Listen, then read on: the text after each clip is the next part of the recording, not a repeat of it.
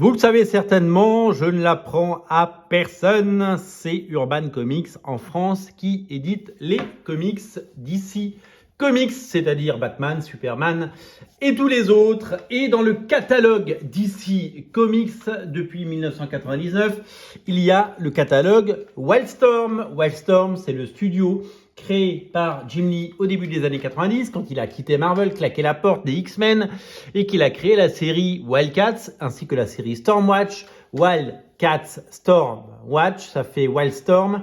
Wildstorm, c'est le studio qui a vu naître énormément de séries cultes, dont Gen 13, dont on va parler aujourd'hui. Et puis des artistes de légende, J. Scott Campbell, Humberto Ramos, Travis Charest, des légendes. Beaucoup de talent et surtout une énergie folle et une passion. Le début des années 90, ça a été un vivier de créativité et d'inventivité. Les gens se battaient pour lire ces comics, pour les acheter, parce qu'il y avait de l'envie, parce qu'il y avait du talent et parce que la créativité était au centre et surtout les auteurs, les dessinateurs étaient mis en avant, starifiés, c'était eux les stars et tous ces comics nous ont fait rêver.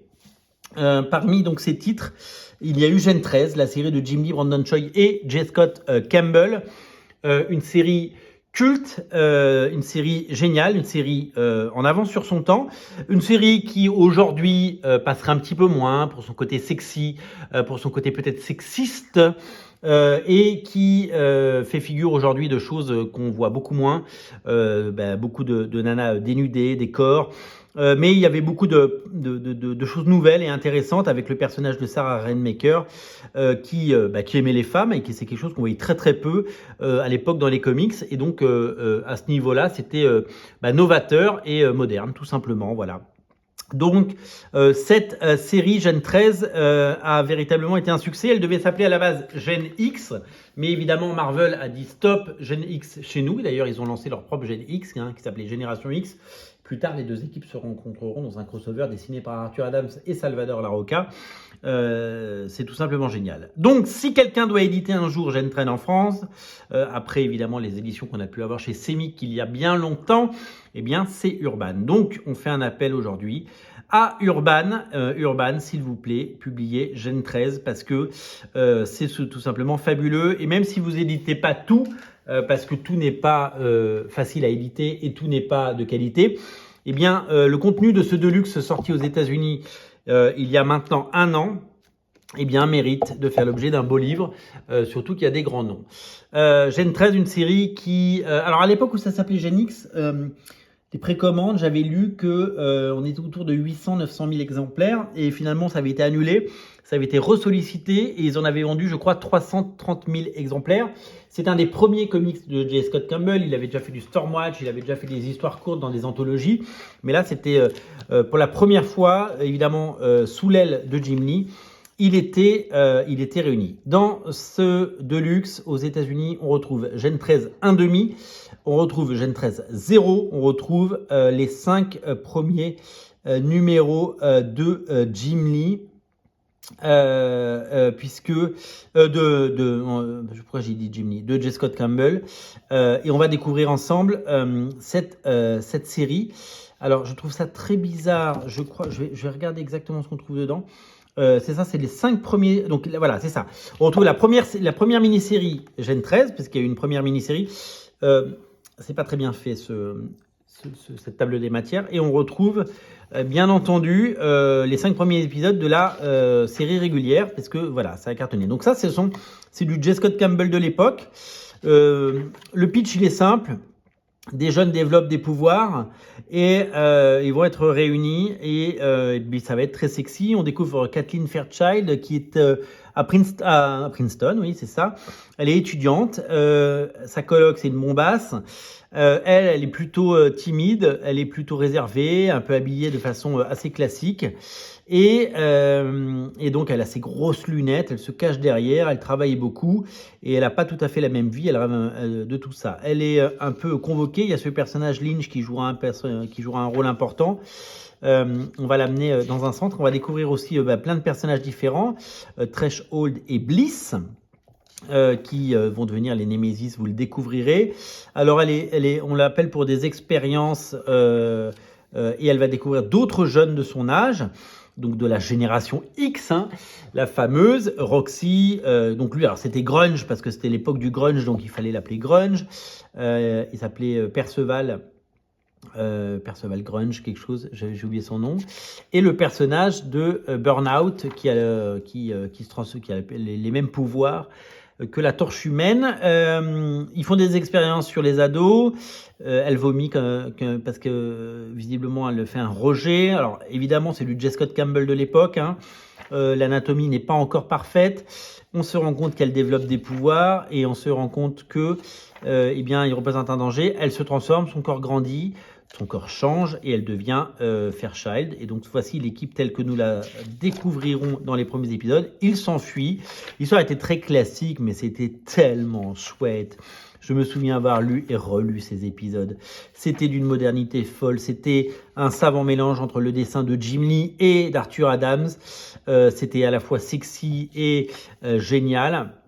On découvre donc que les adolescents qui sont réunis par évidemment tous ces événements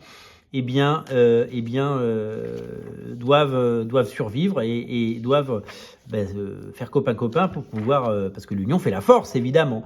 Donc ça ce sont les jumeaux Bliss et Threshold qui vont évidemment leur causer du tort. Ça c'est des plans iconiques de l'époque. Alors évidemment voilà, anatomiquement c'est pas parfait mais c'est tout simplement génial. Il y avait un crossover avec Pete, le personnage créé par Dal Keown, dessinateur de Hulk. Il y a eu une vingtaine de numéros de Pete. On aimerait bien qu'un jour il y ait une intégrale en version originale. Et très très vite, le dessin de Campbell devient de mieux en mieux. Alors il y avait toujours ces petites scènes avec un peu de nudité, mais rien de mal. Enfin, il n'y a jamais tout était caché évidemment, hein. On était toujours sur quelque chose de très sage. Et donc on découvre ces dessins et on voit à quel point en 3 épisodes le dessin de J. Scott Campbell déjà devient de plus en plus maîtrisé et les grosses erreurs qu'on voit au début, eh bien on les voit de moins en moins, voilà, et ça devient tout de suite une légende et ça devient un dessinateur fabuleux, le tout scénarisé par Jim Lee et Brandon Choi, voilà, et ces dessins de Roxy, de Freefall qui sont tout simplement fabuleux. Pete, donc à l'époque il y avait énormément de crossover entre séries parce qu'il fallait évidemment capitaliser un maximum. Là on apprend l'existence de la Team 7, puisque dans sa jeunesse John Lynch, qui a un peu la gueule de Clint Eastwood, il a fait partie de lui-même une expérimentation. Et donc voilà, donc ces héros sont tout en toujours en des postures rigolotes, évidemment, avec des fesses et des machins et des gags assez drôles. Là, ils sont en costume, ils s'échappent et ils vont évidemment essayer de survivre, tout simplement, avec ces costumes, et ils vont réussir au fil des épisodes à s'échapper et former une famille, pour ne pas dire une équipe. Donc ça c'est la fin de la première mini-série. Ensuite il y a eu donc les épisodes 1,5 et 0. Là je crois me souvenir que ce n'est pas J. Scott Campbell qui dessine, mais je crois que c'est Ryan Benjamin, dessinateur qui a énormément travaillé chez Wildstorm dans les années 90. Alors c'est toujours un petit peu moins bien quand c'est pas J. Scott Campbell, mais on apprécie évidemment toujours son dessin. Et même Jim Lee avait fait une histoire courte sur Fairchild qui revient dans sa famille et qui, du coup, son corps a changé, hein, elle est devenue super forte. Et là, on a un épisode dessiné par qui est-ce que c'est pas Kevin Nolan? On va retourner. Voilà, c'est ça, Gen 13, 1, 2, 3, 4. Voilà, c'est ça en fait. J'avais raté une page en fait. Donc le 1,5 est dessiné par Ryan Benjamin. Et après, c'est donc Jim Lee, Richard Johnson, J. Scott Campbell et Travis Charest. Travis Charest qui fait des pages. Voilà. Donc ça, c'est la partie de J. Scott Campbell. Je crois qu'ils sont à Las Vegas. Ouais, c'est ça, ils sont à Las Vegas. Et donc, on découvre ces pages-là et une histoire de Lynch par le fabuleux Travis Charest. Donc, tous les talents fabuleux. Et donc, après, ils vont à La Roja, qui est une ville dans Californie. Ils vont s'installer et c'est là qu'ils vont devenir les héros. Alors là, On attaque avec la série régulière. Premier épisode avec le dessin évidemment de J. Scott Campbell qui est devenu magnifique. Donc le personnage de Fairchild, de Rainmaker qui veut séduire Roxy. Roxy qui était une icône à l'époque complètement à la fois sexy et magnifique, hein, avec ce petit look et etc. Avec donc les personnages qui ont leurs costumes finaux et qui eh bien, interviennent quand il y a des menaces, avec évidemment ces dessins absolument géniaux de Campbell qui devient de plus en plus bon et qui nous régale de page en page, avec tous les codes de la jeunesse de l'époque, hein, du skateboard, etc. Le jeu de séduction entre Rainmaker et Freefall, toujours le côté très sexy, on sort de la piscine, on se touche les fesses, voilà, avec une nouvelle menace qui arrive. Ce comics était exceptionnel à l'époque et il se vendait magnifiquement bien. Et alors là, il y a des épisodes, on arrive très très vite et le dessin de Campbell progresse encore sur les épisodes où ils vont sur l'île, c'est pas Gamora, ils vont sur une sorte d'île qui pourrait être, j'ai un peu oublié. Voilà, ça pourrait être l'île de Wonder Woman, quoi. Et donc, ils rencontrent tous ces personnages. Voilà, et je me souviens de cette couverture, et je me souviens de ces personnages, et c'est de plus en plus maîtrisé, et c'est de plus en plus joli graphiquement, et on voit la progression de ce dessinateur incroyable qui est J. Scott Campbell, avec des dessins qui rappellent Arthur Adams, qui rappellent Jim Lee, voilà, et avec toujours ce côté un peu très sexy.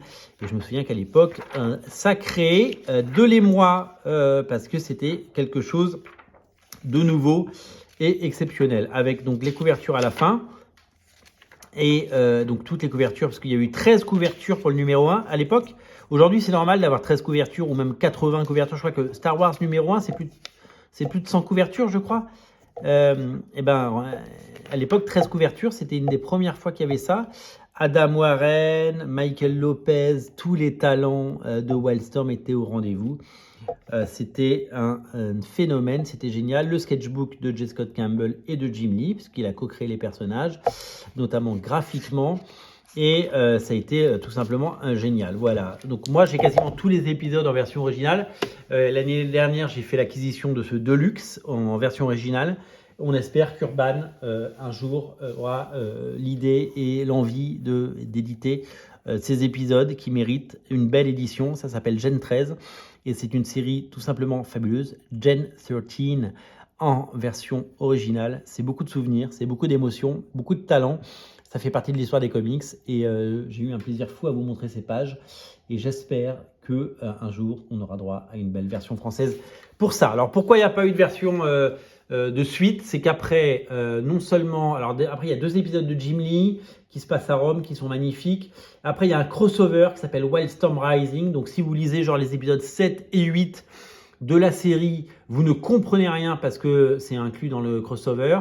En fait, après, ça devient assez illisible. Après, J. Scott Campbell revient, il fait quelques épisodes. Après, il y a des Humberto Ramos, Al Rio, il quitte la série, Al Rio. Et puis après, il y a une sorte de reboot, relaunch, mais pas vraiment, avec John Arcudi au scénario et Gary Frank au dessin. Après, c'est Adam Warren qui prend les manettes avec... notamment Ed Benes au dessin, ça devient un peu putassier. Et puis la série s'est éteinte. Elle a été relancée après par Chris Claremont et Ale Garza. Après, elle a été relancée par Talent Caldwell. Il y a eu plein de tentatives de relancer cette série et finalement, rien ne restera meilleur que ces épisodes. Et j'espère qu'un jour on les aura en version française. Voilà, à très bientôt, salut.